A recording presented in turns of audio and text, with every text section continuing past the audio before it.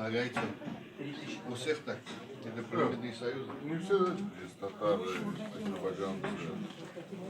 И у азербайджанцев тоже так же. Как водится, есть какие-то разногласия, например, Каждый там на своем языке говорит, все другие поняли.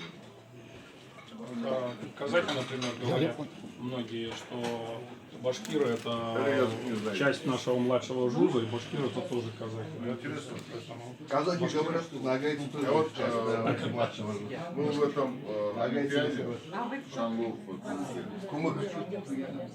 и там мы собрались сразу. Вот 3 человека. Все тюрки, да? А вы? И каждый на своем разговоре мы друг друга очень хорошо понимали. Когда собираются, если на русском будем разговаривать, мы тюркскую культуру понимали, или русскую. Мы два года тому назад участвовали на международном Наврузе в Турции. Сами не ожидали, нас просто на руках носили, говорили: вы наши дорогие, вы наши братья, вы наши сестры. О, татарка, да? И На башкирском расскажем. мы любили, нас любили, самое главное, рядом с нами ходили, с одной стороны алтайцы, с другой стороны азербайджанцы нас сопровождали. И сами тюрксой организаторы всегда так нас очень к нам уважительно относились. Может, из-за того, что там в основном хореография была, потому что режиссер сам хореограф, и в основном участвовали молодежные ансамбли, а мы, так как вот Башкирия и Татарстан отказались участвовать, ну, вы знаете, по понятным причинам в Наврузе, а мы самостоятельно сами вызвались, сами поехали. И у нас не только танцевальные, у нас в основном певческий ансамбль, вокальный. Но они, скрипя сердцем, нас взяли, говорят: нам, конечно, молодые нужны. Мы говорим: мы лучше, чем молодые. И так и получилось. Так и получилось. Мы больше всех танцевали, мы самые активные были. С нами открывали концерты, с нами закрывали. А это где проходило? В Стамбуле, Кастамону. В Стамбуле? Еще Как называлось? Анкара. Анкара. Не, мероприятие. Вот мы ездили на автобусе, мы в Стамбул прилетели в Кастамону. Кастамону там мы были несколько дней, потом в Анкару поехали. Из Анкары в Стамбул обратно. Это 2016, 2015, 2016. У нас каждый год в Стамбуле участвует там всемирная, получается, танцы среди юношей, ну, молодежи. Чуб Чалшилара в Стамбуле проходит всемирная. И там открытие постоянно проводит Сархум ансамбль. Занимает постоянно первое место. Они хорошо танцуют, Сарыху.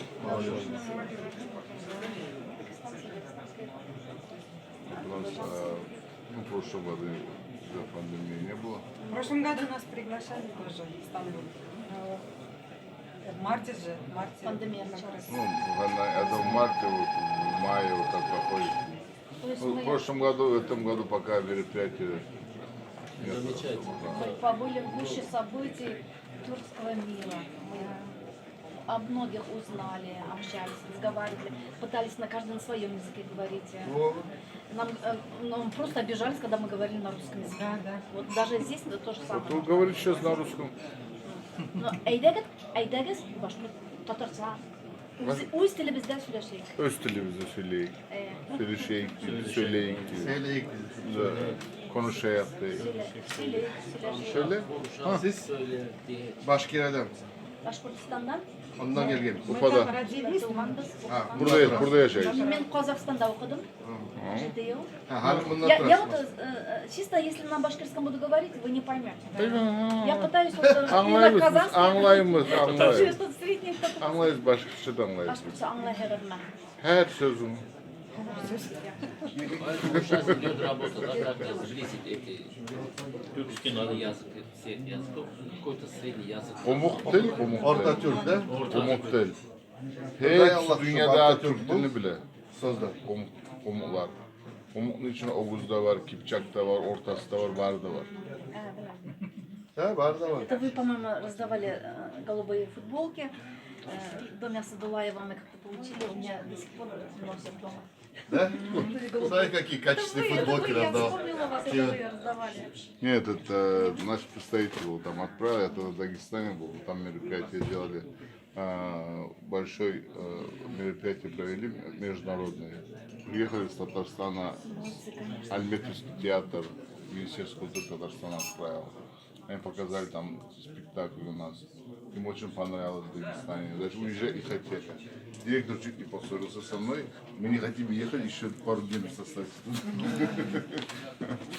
Я говорю, ладно, давай, оставайтесь. Вот, вы знаете, вот я сама здесь работала в кино, в татарской школе работала. И так как я в Башкортостане, когда жила, я открыла фольклорный ансамбль из-за того, что не было вот в Стерлитамаке, вот где я жила. Там, наверное, башкир 30%. И то они не активные. И мне хотелось, чтобы о башкирах узнали в своей республике, не знали о башкирах. Я там поработала 4 года, потом так получилось, что я приехала сюда с детьми. И опять такая же история. На межнациональном проекте Башкирии. Переживать много, все это. Случайно красота кисипашта. Bizga qolgan kursiya у нас Yok, Ну я могу убрать, в принципе. нет, это не надо. Там. И променял. Ремонтажа кисипашта. Не, наверное, это татарский язык, да? Нет? Нет, у меня 12 нет. Вот кому-то 12 нет, да? А то у меня 12 нет.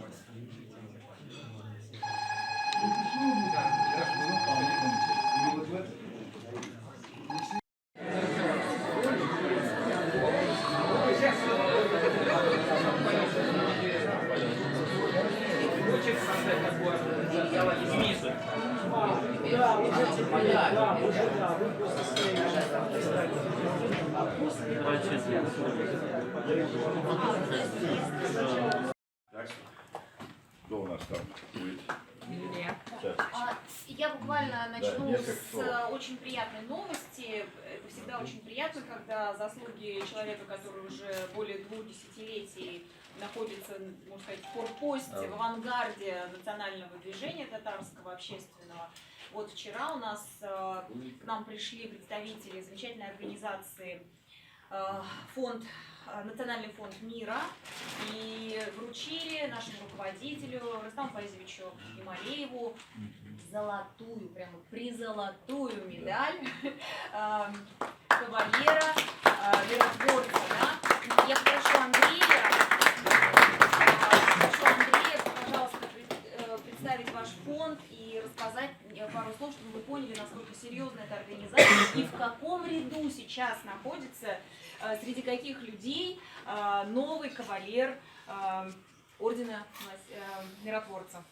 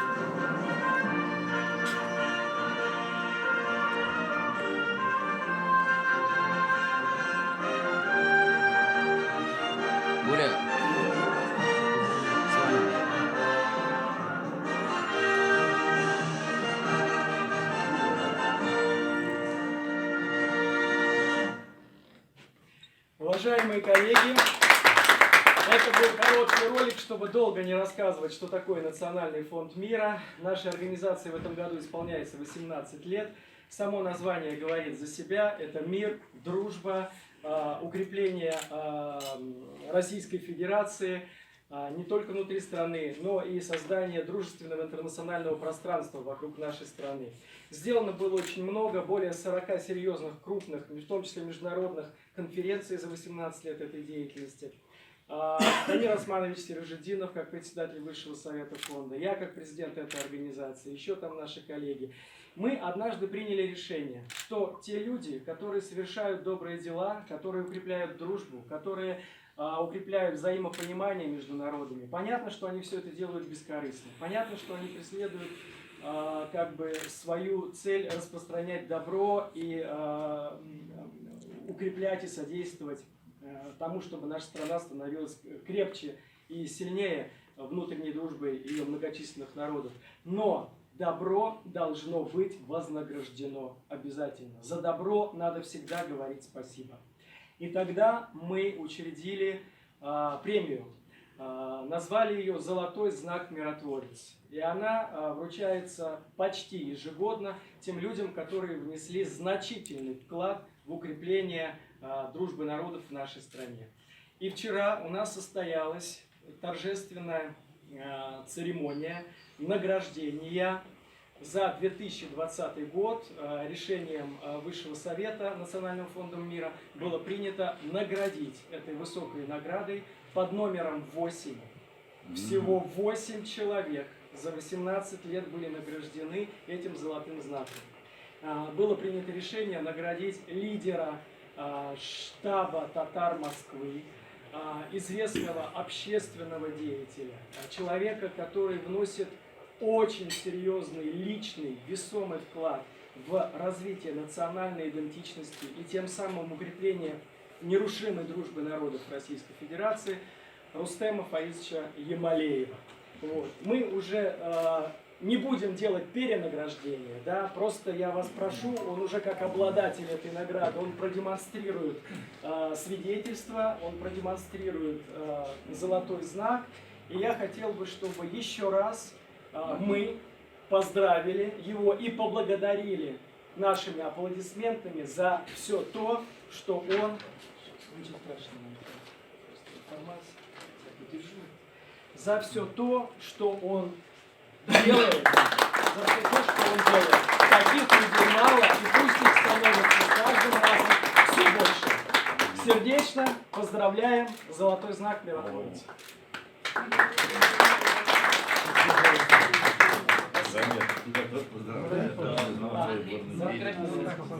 Скромный человек. Вот так, да, серединку как-то, да.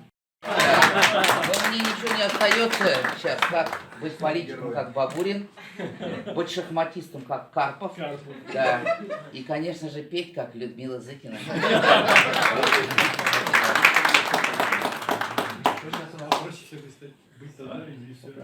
Ну, Рустам Афенди, еще раз поздравляю вас от имени татар Москвы и башкир Москвы, да, и тюркских народов, да.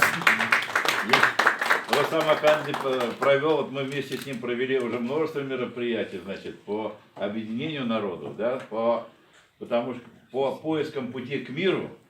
Вот, большое вам спасибо за вашу щедрость, за ваше добродушие, за то, что вы готовы все отдать ради наших народов. Спасибо. Рахмат. Вот, а сейчас, если позволите, мы перейдем к основной повестке дня. И гуманитарное психологическое образование. Занимаюсь как бы самым, мне кажется, с моей точки зрения, самым главным. Если есть понимание проблемы, то проблему можно решить. А если нет понимания проблемы, то проблема не решается. Это первый тезис. Второй тезис. В данный момент, на данный момент у нас на уровне всего мира, мне кажется, я сейчас не буду говорить там, от имени там, высших существ и так далее, да, кризис понимания ситуации в мире, культуре, политике и так далее. Это значит второй тезис. Третий тезис в том, что это понимание и решение этой проблемы есть определенный опыт в истории, культуре, религии, в частности, тюркских народов. Закрыто там, понимаете? Вот, куда деваться России? Но и стоит России на свои древние корни посмотреть, они-то, оказывается, тюркские. Понимаете? И в русских словах мы находим тюркские слова, да? И в обычаях, допустим, чеченцев там тоже полно тюркских слов, так и они даже себя особенно не отделяют от тюркского мира. Так? Вот. Поэтому союз с тюркским миром это вполне естественный союз. Вот это надо сказать. Понимаете? Вот если мы с Западной Европой, у нас союз там где-то через какие-то там дальние расстояния, а здесь просто все рядом. Мы пересечены с тюркским миром, вот, особенно в Советском Союзе, когда мы были, да?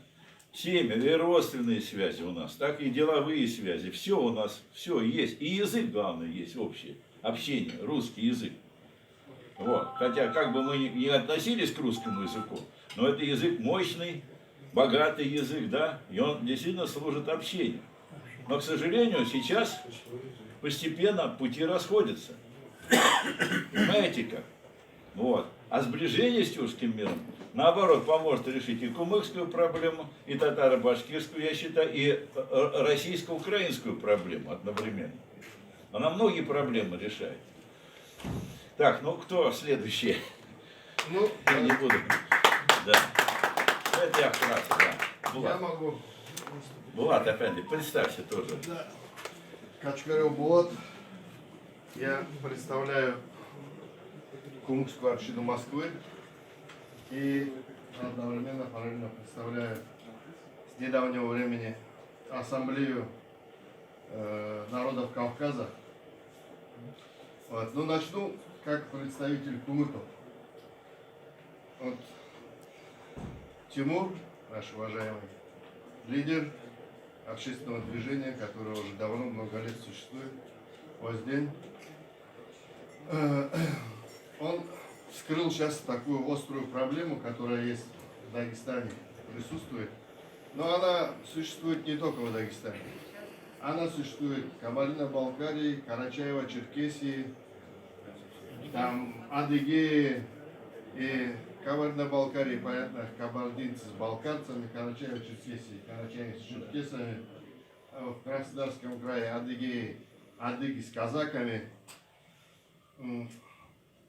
И, как правильно сказал Гаяр Эфенди, Гаяр Искандер, она существует вообще на всем постсоветском пространстве. Мы можем дальше развернуться.